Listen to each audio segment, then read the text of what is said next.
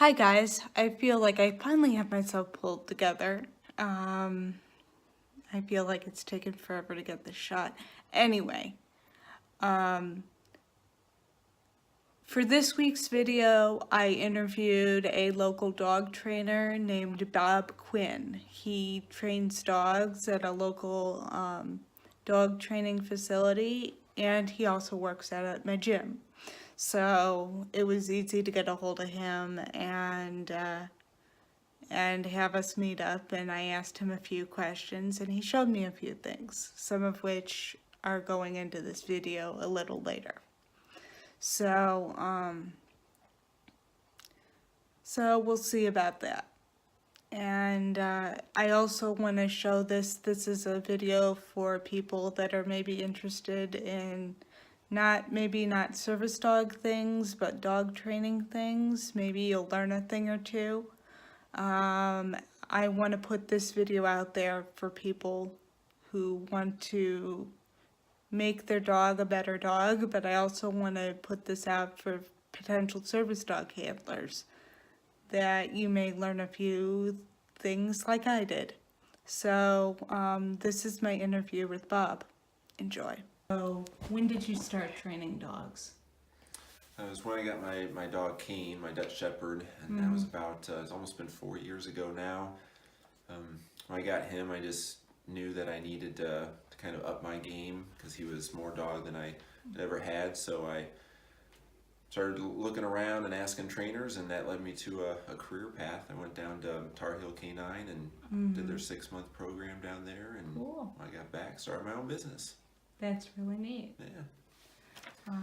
I don't even remember what I had written down. Sure, I can do what made you choose the breeds you work with. Yes. So for me, once I became a trainer, I wanted to find a dog that really challenged me, to challenge the dog to to meet its full potential. So I can basically look at there's about 5 or 6 breeds that are kind of at the top of their game out there that have the absolutely. most potential, and the Malinois and Dutch Shepherd are definitely at the top 5 at least. And definitely German Shepherds as well. German Shepherds, yeah, your Border Collies, a lot of your herders. But yeah, I like the Malinois and Dutch Shepherds. You can find a nice Malinois, pretty easily. So as far as genetics go, it's easy to just go out, get a good Malinois, and from that point on, it's up to you as the person. So Yeah, I've heard a lot of good things about Malinois. They make good working dogs. really good working dogs, typically horrible pet dogs. Yes, Great. I've heard that as well. Yeah, yeah. Well, yeah, your next question was, what do you think makes a good working dog? So, first of all, a working dog means they kind of have a job. Right. So, there's not just one type of good working dog. It kind of depends on the job they have. So, your working dog might be different than what I would want as a working dog. I want like a really high drive dog that's just going to be 100% all the time. Go, go, go, go, go. That always wants more. So they have really high consistent drive. That means they always want reward. And then I just manipulate them with their reward. So they'll work for me. So it does depend on the job, but again, those nice, high-end breeds are typically ones that make the best working dogs. Don't count out, shelter dogs. I've seen some super nice dogs at rescues and shelters. But overall, a dog that's social, that's confident, that's got good genetics, makes a good working bred dog. I definitely think confidence is important, because even just looking at some of the service dogs, and they really, their tails are always wagging and up, and they go and They love their job. That's a huge part. A good working dog loves to work. You don't ever have to force them to work. They just keep wanting more. So I know when I worked with Vandal, like after he finds his odor, if he's searching for something, like he just wants to keep going. He's like, the game doesn't stop. Like, let's keep going. Definitely. So and that's genetic. That's great. Yeah. So big deal. Your next question was just any advice. Advice I have to most people is challenge yourself and your dogs. Meaning, most dogs out there are way more capable than what we ever push them to. So if you just put a little time and learn how your dog works, how they think, what their drives are, and then educate yourself on how to do some training and handling, you'll surpass by far what you think your dog is capable of. Yeah. So aim high, and more likely you'll be pretty surprised. Yeah, I think that's something I do have to work on, because I think my biggest concern right now is being a good handler and just doing the best, being the best for the dog so the dog can be the best for me. Yep. A really good handler always thinks for their dog. So as a human, we have a complex brain. A dog's brain is very simple. So I'm always thinking about my scenario and thinking, what will my dog struggle with? What will be very easy for them? And then I want to base my handling, decisions based off what I see and thinking for my dog. It's tough. It's really tough to be able to think like that on the fly. So think ahead. Yes, that leads into your next question, which was, what was the biggest mistake most dog handlers and owners make?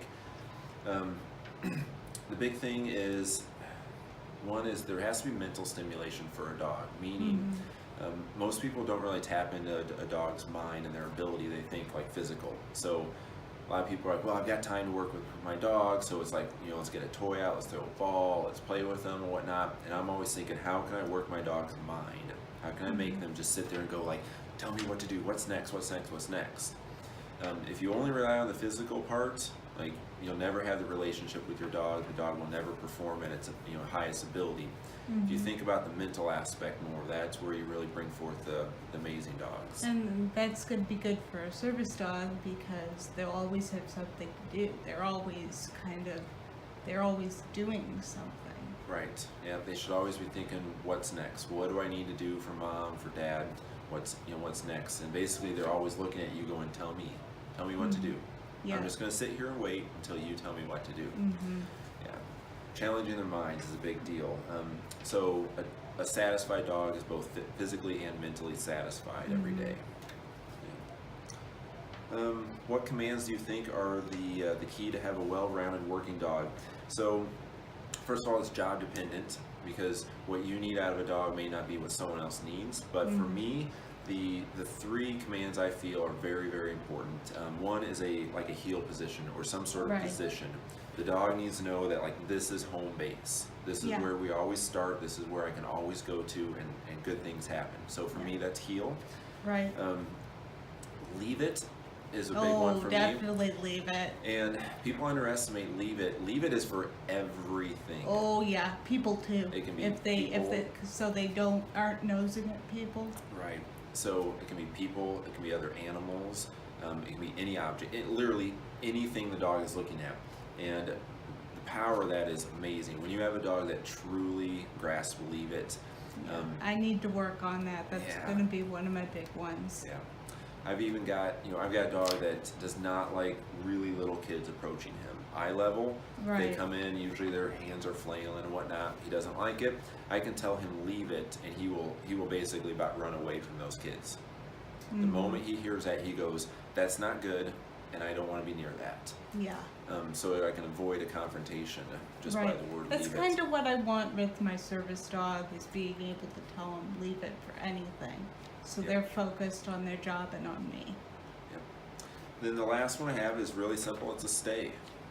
You should know that when you tell your dog to hold a position, that they are going to hold that position. So I work it all the time out in public with dogs where I'm like, down, and I walk away. I noticed that. And my dog should never move. I should be able to do shopping. I should be able to talk to someone, and the dog is calm, waiting for me to say, okay, we're done there.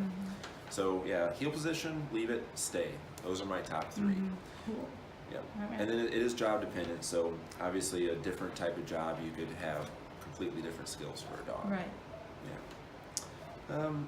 What do you and your dogs do for fun, and how important is the balance between work and play? So the key to that question is that you want to make everything fun. Right. If your dog thinks, oh no, I have to go do this, they'll never perform at their ability. If they're like, ooh, I want to play that game, that's when they're going to perform really well. So as far as just for fun, for me, it's like hikes and swimming. Cool. So spring, summer, and fall, it's typically swimming. It's the best exercise. It's the one exercise that my dogs will just crash. Like when they're done, it's a 25-minute drive home, and 5 minutes into the drive, they're done. They're Where do you go? out. Just to a lake outside of town is a private place. So, Cool. and they'll swim for an hour straight, long retrieves, just go go go, jumping off docks. So they Um, can definitely retrieve. yeah. The first day Kane ever did dock diving, he jumped almost 20 feet, so which is pretty far for a first timer. And then when either I don't have time to go out to the lake, or like right now, winter, Right. we go for hikes probably 3 or 4 times a week. Yeah. And man, I can let them off leash. They can just kind of be dogs, do their own thing, sniff around, and it's really good for them. I take Vandal out in public and just let him Oh yeah, socialize. I know you do. Yeah, he's so social that for him it's really fun, and then I can implement work and play at the same time. So I can go control, freedom, control, freedom, control, freedom. See, that's what I think is very important for service dogs, and what I'm going to have to work on with mine is going between play and work. But usually for service dogs, that's the vest. When the vest goes on, they know they're working. So that's kind of the cue for them. Exactly. An equipment cue is really clear for a dog. When this piece of equipment goes on, that means we're doing this type of job. So with my dogs, like when I go do bed bug detection, I simply take their leash, which has a loop at the end, and I actually I create a loop out of my whole leash as their now collar and leash. It's the only time I do that, so they know when that leash goes on as a collar also, that means we're hunting for odor. Since I also play games with him at home where they just go find a toy, I can separate work and play. As the leash doesn't go on, I say, go find your ball. That means you're Right. going to look for your ball. Mm-hmm. If the leash goes on like a collar and I say, sook, that means find odor. Mm-hmm. So just your contextual cue is, can easily help a dog flip between the two. Right. A good dog with good training can easily flip. I wouldn't ever expect that without some sort of training. Your dog has to know, man, when you hear this command, that means we're working. Mm-hmm. And then when you're like, okay, free, that means you have the freedom to go do what you want. And the big part of all that is the balance between work and play, is choosing the correct dog for the right job.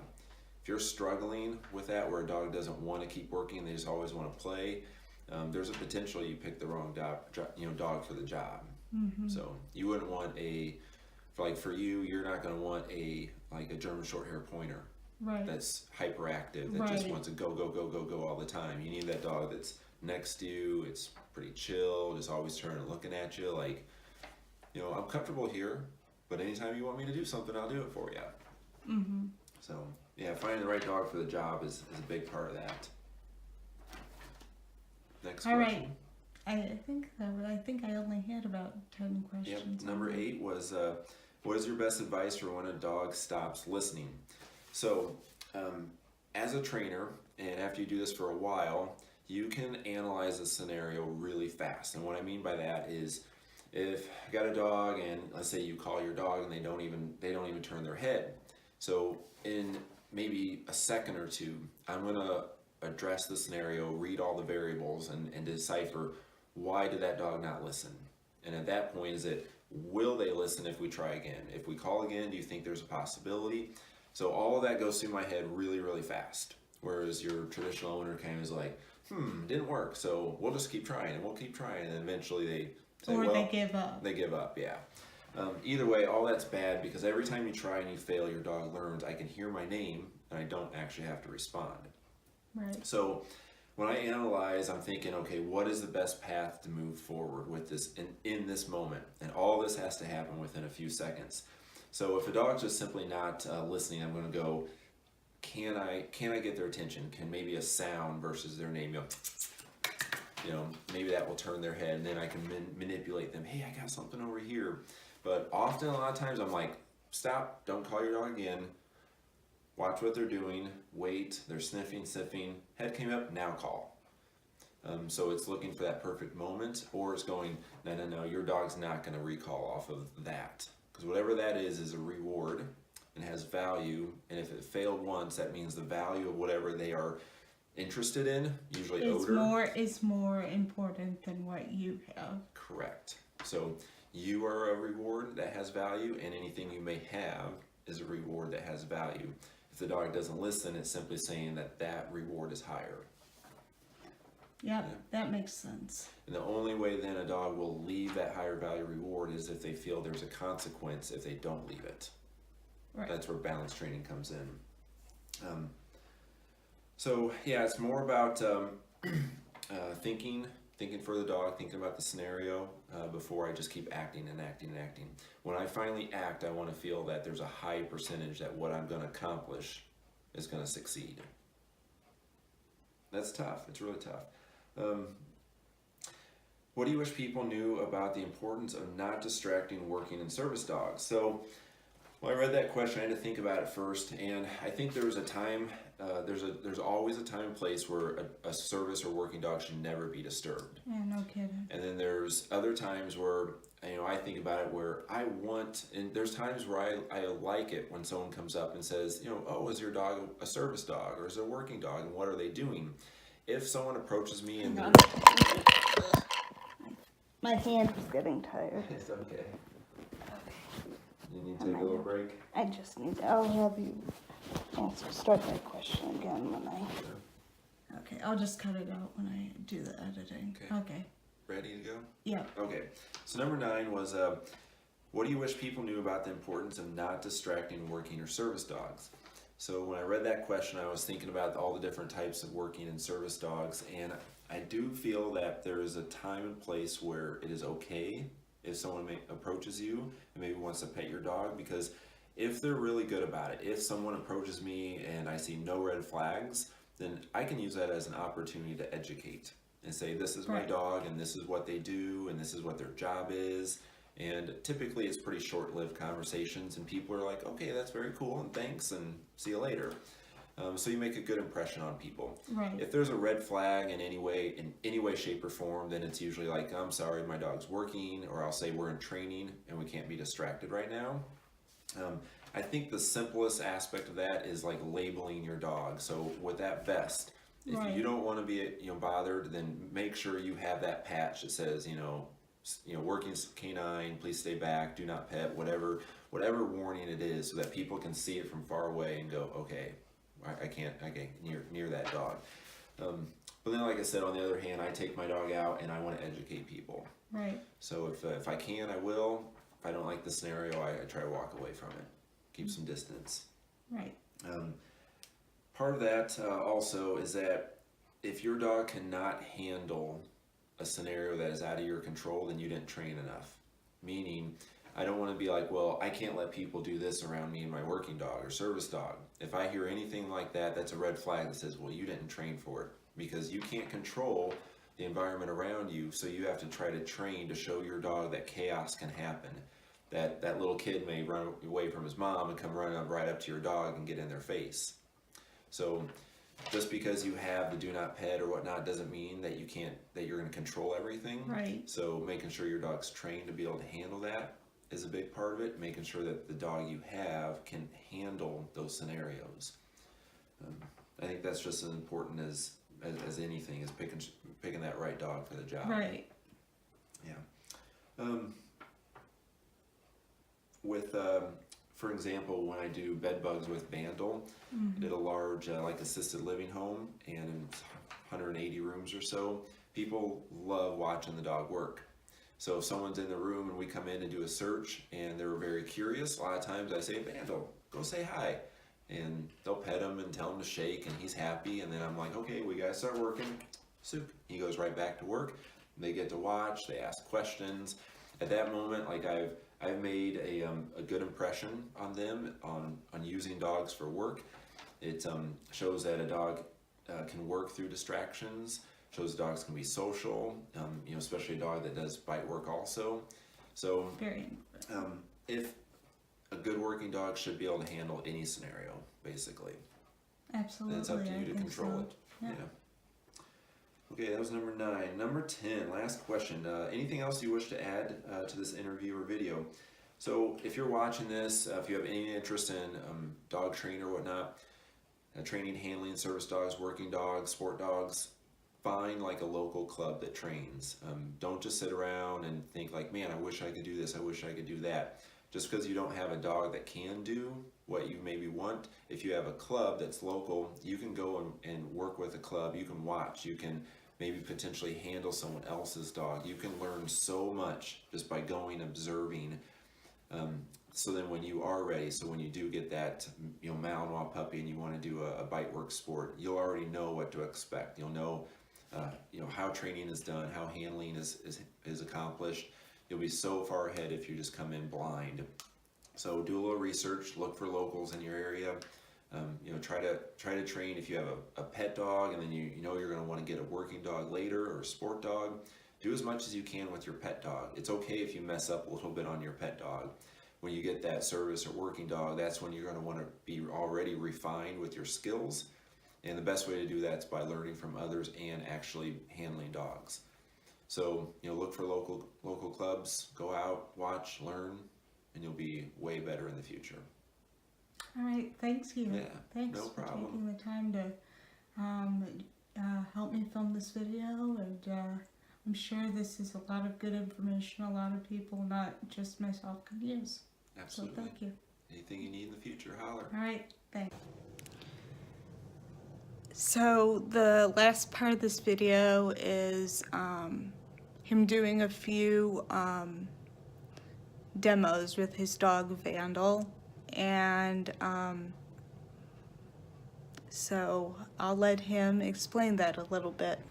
So this is Vandal. We'll do our intros first. He's almost 6. He's a Belgian Malinois, and some of his commands are in Dutch, so they'll be a little bit different than what most people would expect. Like his down is actually off, OFF, good boy, sit. So it might be a little bit confusing, but we'll just go over some really basic stuff. So heel position, like I said, the questions is super important. So everywhere I go, he has to stay in heel position. And that's good for body awareness as well. Yep, he's really in tune with this left leg. He understands wherever it goes, he has to go. Good.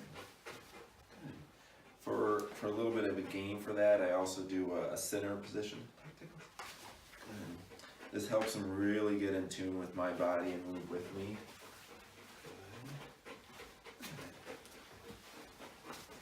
Yes, just feel me move and go with me.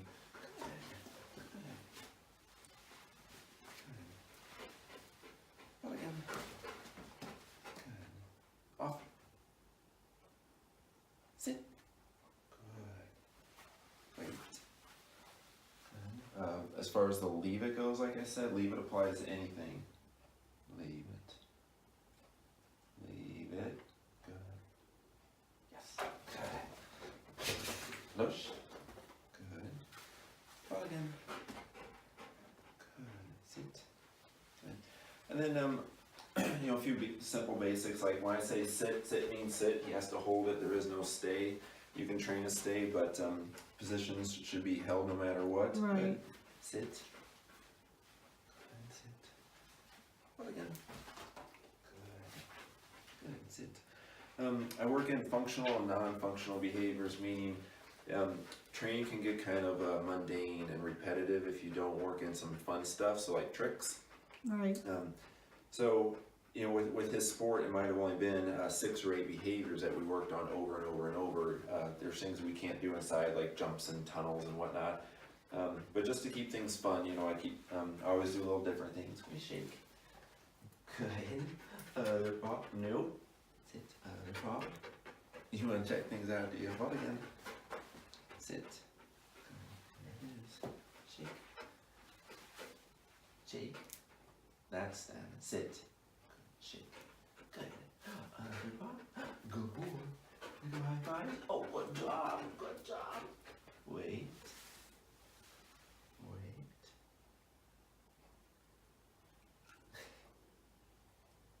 I have to move my hand real quick. Yes. Good boy. Push. Good. Might be a little bit loud. Also, clips from here, so. So we can do what's called a revere, which is like what we call bark and hold. So he has to bark until and then I give him reward, or I can tell him to stop. Revere. Good boy. Good.